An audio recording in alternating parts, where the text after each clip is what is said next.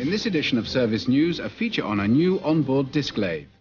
A generous helping of technical items, including a service fix for Montego fuel pumps, the procedure for fitting a new M16 engine, a rundown of the latest technical bulletins, plus a feature on the exciting new ERA Mini Turbo.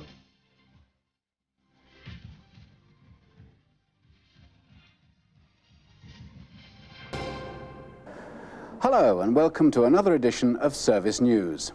This program is full of information to help you, the technician, cure problems quickly and efficiently. But first, here's Paul with a look at the new Mini Turbo. Now, a new high-performance Mini is born. A Mini that makes even the legendary Cooper S look tame by comparison. The new ERA Mini Turbo. 30 years ago, on the 26th of August 1959, the most famous car in the world was born. The Mini, designed by Alec Isagonis, was built to challenge the popularity of the bubble cars in the 60s, but has since developed into Britain's best-loved car. Speed and handling are combined with comfort to produce a rare package of refined excitement. Under the bonnet is a 1300cc turbocharged A-series engine, and inside the driver has a dash full of traditional dial instruments. Servicing the new Mini Turbo involves an oil change every 6,000 miles, but only Castrol Syntron X oil must be used. The air cleaner position is also very different. It's behind the front wheel. All other maintenance operations are covered in the new Mini Repair Manual AKM 6353.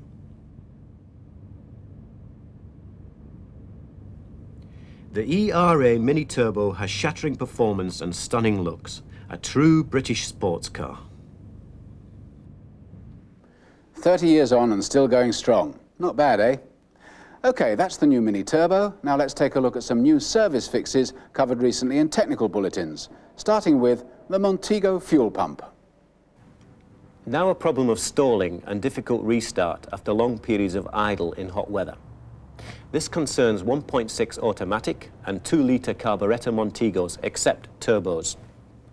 This can be caused if the fuel pump is mounted the wrong way up. The outlet hose must be positioned above the electrical connector. If it isn't, take out the pump and reposition it within the strap. These sleeves are glued to the pump by rubber adhesive. Now, where an owner complains about excessive pump noise, it may be that the sleeves are too hard. If this is the case, remove the sleeves and replace them with this new, softer type. Full details can be found in the Montego Bulletin. Now a quick cure for radio interference on any A-series engine cars. Cars fitted with a Philips R361 stereo unit can suffer from interference given off by the HT side of the ignition circuit. This is more prominent on FM than AM and can be cured simply by fitting a set of resistive spark plugs. Now the Rover 800.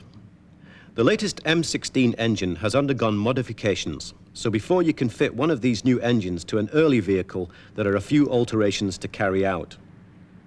First, the alternator bracket. To fit this bracket, the longest boss will have to be cut down to the same level as the other two. Remove exactly 5 millimeters from the boss.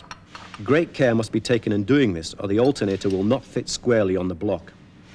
Next, the alternator pulley. To allow the alternator belt to line up with the latest crank pulley, the alternator pulley will have to be changed to a 5-groove type. When you have fitted the pulley, locate the belt on the 4 inner grooves of both pulleys and check its alignment. Finally, the oil separator and breather hoses used on later engines must also be fitted. Now the coolant hoses. New type hoses must be fitted to match up with the revised water pump used on later engines. Check your Rover 800 bulletin file for further details. There have been a number of cases of wrong diagnosis on squeal from the power steering on 2-litre Maestros and Montegos. This squeal is invariably caused by incorrect tension of the alternator or steering pump drive belts, not by an internal fault on the pump.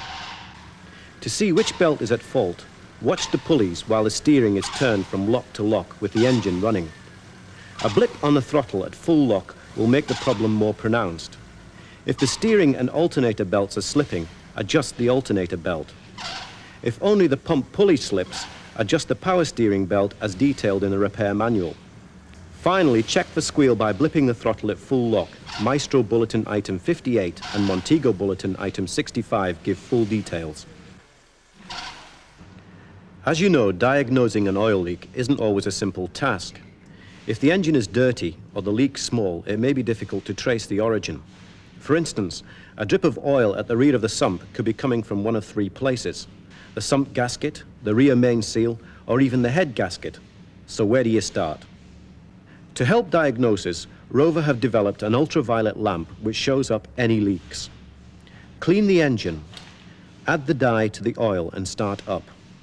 The lamp will illuminate the dye and show a trail to where the leak starts. The dye, which has no effect on engine performance, is supplied with the lamp direct from Primolec. There is no need to add dye to a new engine which is still running on its original fill oil, as it already contains a dye. All in all, the UV lamp takes the guesswork out of oil leaks.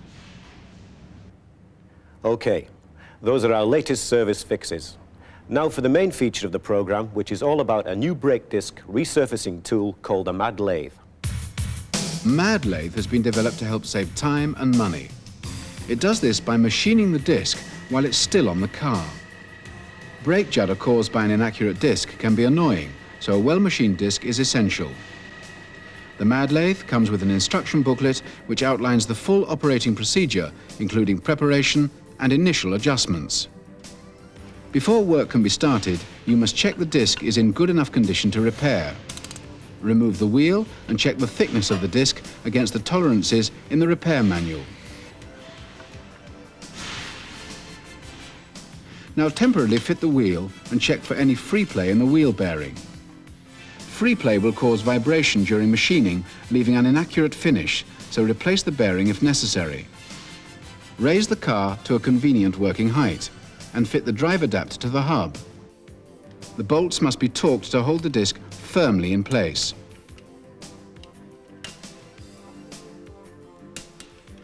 Remove the caliper and tie it aside. Now fit the rubber ring around the disc. This helps damp any further vibration to give an even better finish. Next, fit the bracket onto the caliper mounting, ensuring the lugs are next to the disc. This provides a firm holding point and removes any free play. Use the correct length bolts to avoid fouling the disc when fully tightened. Every model currently produced by Rover has its own mounting kit, so make sure you use the correct one. Offer the lathe up to the disc to ensure it doesn't foul the wheel arch. Now fit the lathe onto the mounting bracket. Tighten the mounting bolts and check the lathe can make a full travel across the disc without fouling. Wheel the drive unit in so the yoke fits over the adapter, leaving a small gap at the back. Then spin the wheel by hand to make sure there isn't too much tension between the adapter and the yoke. Now start the drive unit with the locking arm undone. The height of the drive unit can now be adjusted to give the best position for a vibration-free drive. Then lock the arm. The lathe and drive unit are now ready for use.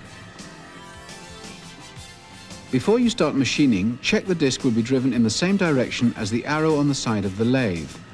Cutting in the wrong direction will damage both the lathe and the disc. Start the drive unit and bring the tool bits halfway across the disc. Next, wind in the bits so they just touch the surface. Then move the tool bits to the center of the disc, making sure they don't contact the disc bell.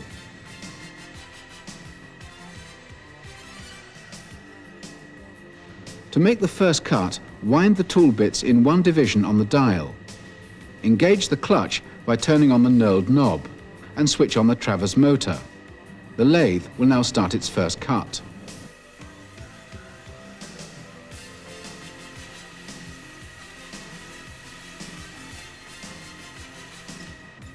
After the first cut, check both sides of the disc are completely resurfaced. If the tool bits haven't totally resurfaced the disc, take another cut, again working from the middle of the disc.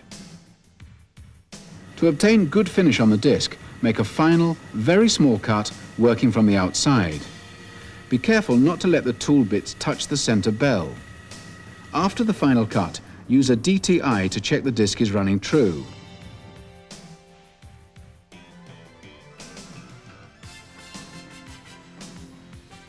When a satisfactory finish has been achieved, check the thickness of the disc is still within the tolerances given in the repair manual. Then remove the lathe, making sure not to forget the ring. After machining the disc, fit new brake pads before you refit the caliper. It is important to maintain your MAD lathe to keep it in good working order. Make a regular check for any damage or excessive wear. Then ensure the sliders and tool holders are lubricated with the tool holders removed. Check all parts for wear or damage and lubricate the slides with a light machine oil. Both tool bits have 6 cutting edges, so if one is damaged, simply turn the bit round. If correctly maintained, the MAD lathe will give a high quality finish for years to come, saving money and time. Right, that's a new MAD lathe tool. Now for a quick rundown of the latest technical information bulletins. The first is reduced power-assisted steering and a groaning noise from the pump caused by a leak on the steering rack on Montego, Maestro and Rover 820. For the procedure to replace the steering rack, check out the bulletin. Here's one for the body shop. Don't forget to remove the door mirrors before placing a car in the low-bake oven. The mirror casings have a low melting point and can distort in the heat. See the bulletins for details. A large number of coded radios being returned under warranty are being diagnosed no fault found because the correct coding procedure wasn't used. The correct way to code them is detailed in the bulletins and the in-car entertainment booklet. An interior mirror will soon drop off if temperature control and cleanliness are not exactly right. More details of the correct fitting procedure are covered in bulletin item numbers 41 for Rover 200, 69 for Montego, 60 for Maestro and 47 for Metro.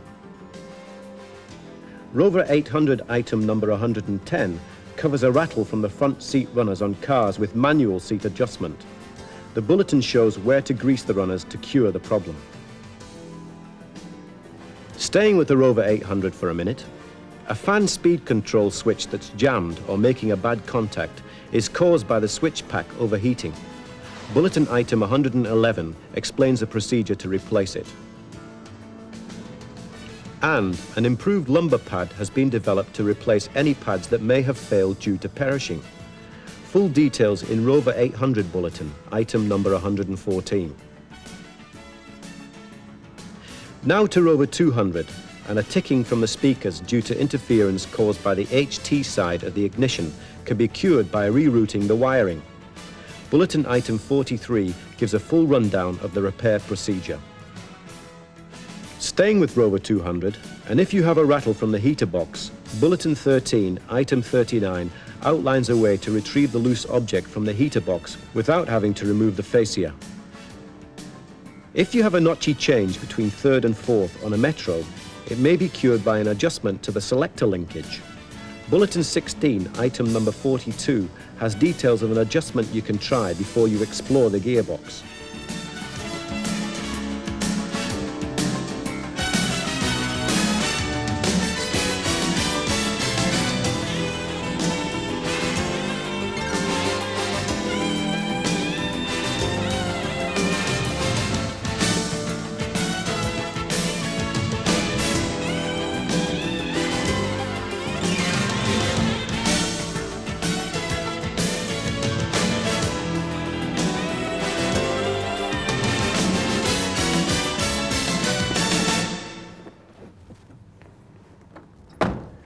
Today, the public is more aware of the environment than ever.